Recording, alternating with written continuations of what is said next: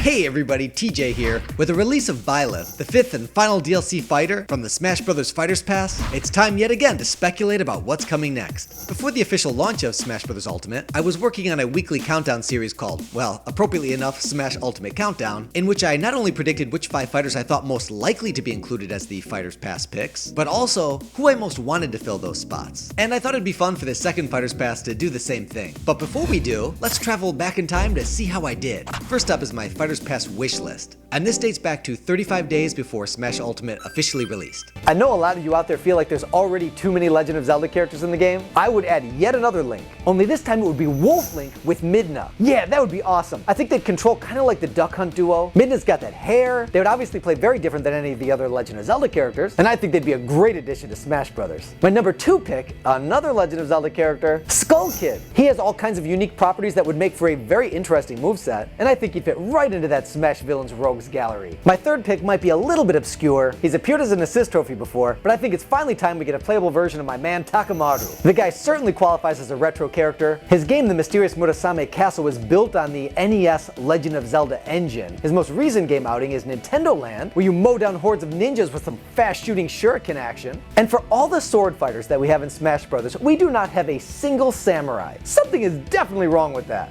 Next up, at the risk of stirring up some controversy, let's let poor Waluigi into this game. He is literally the only Mario character not in the game at this point. I mean, think about it. This is a win-win. If you love Waluigi, you get to let this guy finally have a moment in the sun, a little time to shine. And if you hate Waluigi, you get to beat the living daylights out of him. Everybody wins. For my final pick of the 5, it comes down to 4 fierce female fighters. Well, 5.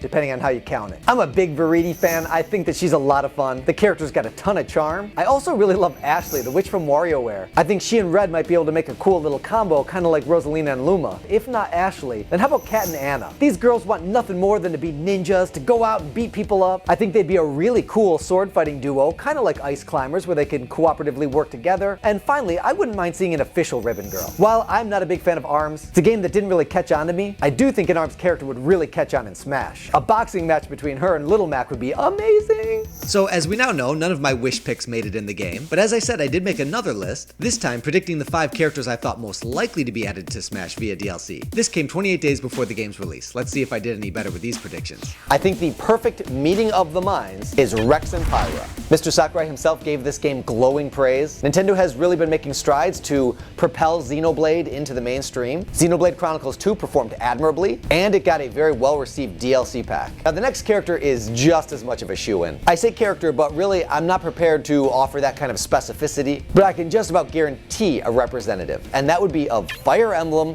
3 Houses. For 2 reasons. This would be a great way to cross-promote it, just like Nintendo did with Corrin and Smash Bros. 4, and Mr. Sakurai cannot help himself. If there is an opportunity to slip another Fire Emblem character into Smash Bros., he's gonna grab that bull by the horns. That man cannot get himself enough Fire Emblem. Now, whether it's gonna be the Avatar or one of the 3 main characters you interact with, Edelgard, Dimitri, or Claude, I can't speak to that. If really pressed to choose, I'd probably go with the Avatar because that's what they did with Robin and Corrin. But really, it could be anybody from that game. The point being, I'd be really shocked if we could get through all 5 of those DLC characters and none of them are a representative from a Fire Emblem game that's launching that same year. What game series is getting their first official mainline console release in the history of ever on Nintendo Switch next year? Oh, you guessed it. Pokemon. So my guess is one of those 5 DLC slots will be taken up by Nintendo Switch's new Pokemon title coming in 2019. The final evolution form of this mystery Gen 8 grass-type Pokemon is my Poke pick for one of these 5 fighter spots. So who is both big and bad and present in Luigi's Mansion 3? Maybe. How about King Boo? Will my favorite racer from Mario Kart Double Dash make his way into Smash? I think Luigi's Mansion 3 might pave the way. And I deliberately saved this one till last because it's the only one that I mentioned last week that I'd like to see in the game. She just also coincidentally happens to be one that I think has a really good shot, and that is Ribbon Girl. With Springman potentially tied up as an assist trophy, it pushes Ribbon Girl to the forefront. Not only amongst all her ARMS contemporaries is her jump most well suited to Smash Brothers, but in my opinion at least, she strikes the perfect balance between being iconic but yet also not being so terribly specific that she can't stand as the series' sole representative.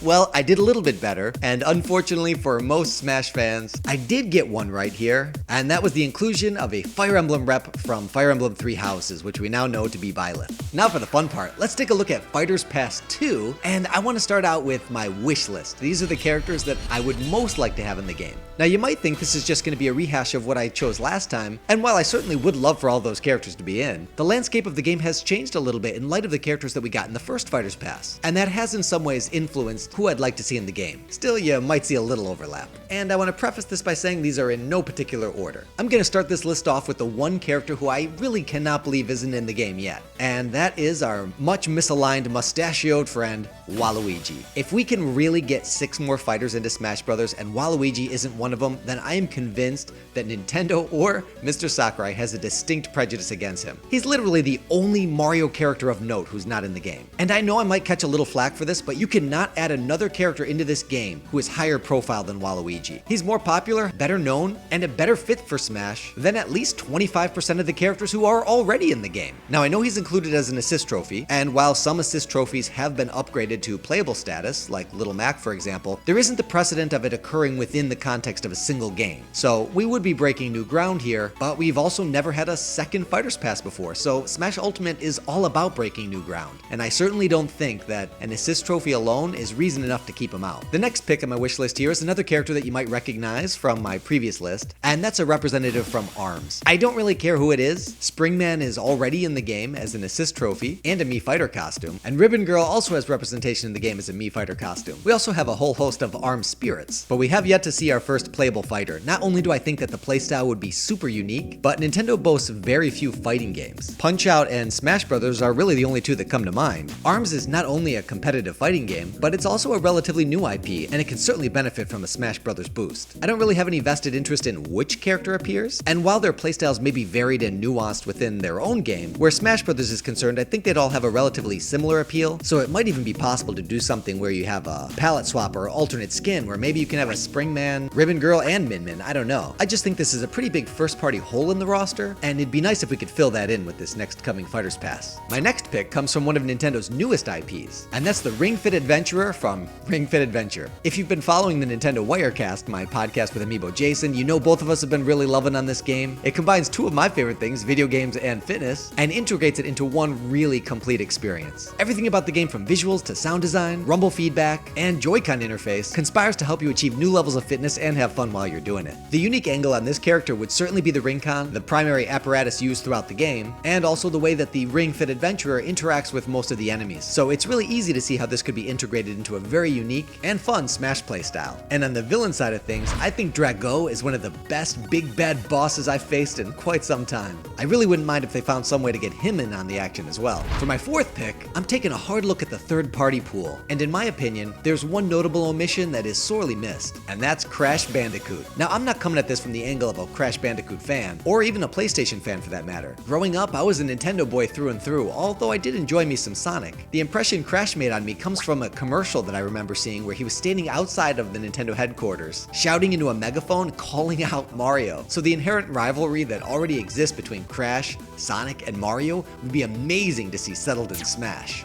For my fifth pick, I'm going old school. This entry is a classic Nintendo villain that honestly I can't believe already isn't in the game. In fact, this is probably the second biggest, most important bad guy character in all of Nintendo's history. I'm talking, of course, about Ganon. Now obviously Ganondorf, the Gerudo version of the character first introduced in Ocarina of Time, is already in the game. He's also made appearances in his Twilight Princess design, and Ultimate did introduce the Ocarina of Time inspired Ganon transformation form as a boss, but we've never been treated to the classic pig-like trident-wielding form as seen in the original Legend of Zelda, A Link to the Past, and the Oracle games. Now you might be thinking we already have a ton of big heavyweight bosses like Bowser, Ridley, King K. Rool, Ganondorf for that matter, but between his trident and magical abilities, I think he could really offer something fresh, while at the same time representing the classics. For my sixth and final pick, and I know this one's a long shot, I'm going with Scorpion from Mortal Kombat. If I read correctly, I believe Mortal Kombat 11 and maybe even some of the previous versions of the game actually got banned in Japan. So I think the chances of including a representative in this Fighter's Pass would be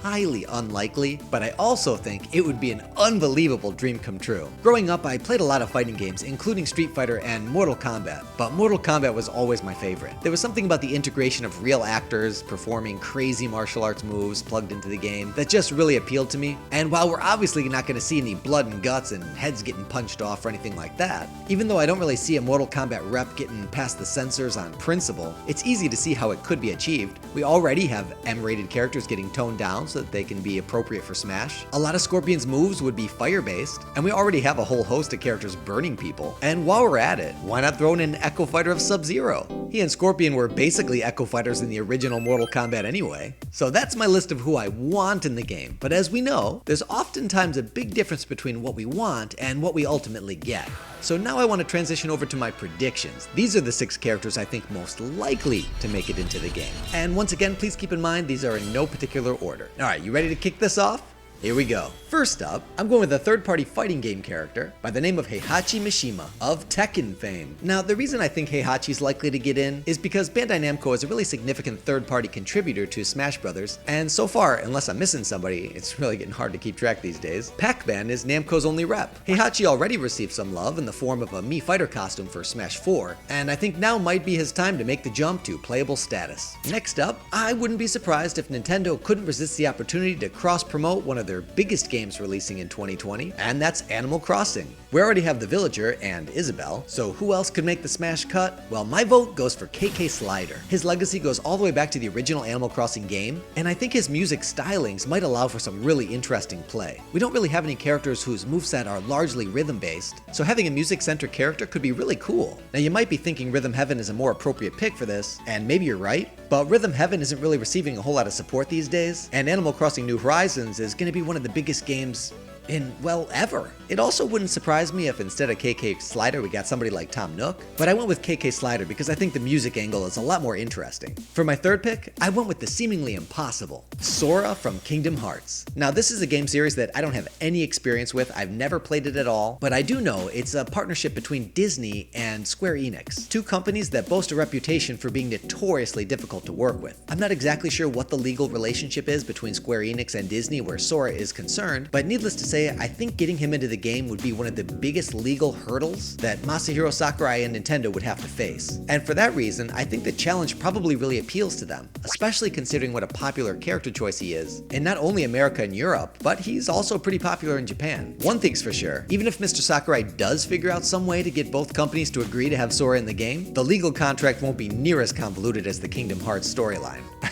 My fourth pick is gonna look a little familiar. Yep, I went with Crash Bandicoot again. He just seems like too much of an obviously good choice. So not only do I want him in the game, but I also think he's pretty likely. Next up, I think we're gonna see a representative from the Xenoblade series. I predicted Rex and Pyra for the first Fighter's Pass, but I'm not really prepared to commit to such a high degree of specificity this time around. We've got some Xenoblade content coming in 2020, and as it stands, Shulk is currently the series' only representation in Smash. So maybe it'll be Rex and Pyra as some sort of character combo. We already know Mr. Sakurai loves the series. Or maybe it'll be someone else from another Xenoblade game that we don't even know about yet. All I'm saying is, I don't think we've seen the last of Xenoblade in Smash yet. My final pick here is also going to bear some similarities to my first Fighter's Pass predictions, and that's another representative from the Pokemon series. And I think it's going to be Rillaboom. Yeah, I know, the only thing less exciting than another Pokemon in Smash is another Fire Emblem character. But there's no getting around the fact that Pokemon is huge. It has new DLC content coming this year. I think this is Nintendo's chance to complete the original elemental triangle of fire, water, and grass. Charizard and the Pokemon trainer notwithstanding, we have a standalone Final Evolution form Firefighter in the form of Incineroar, and a Final Evolution form Water type with Greninja. But Smash has never had a Final Evolution form Grass type, and given how easy it is to imagine Rillaboom handling business in Smash, I think he's a likely pick. That wraps up my thoughts on the matter, but I want to hear what you think.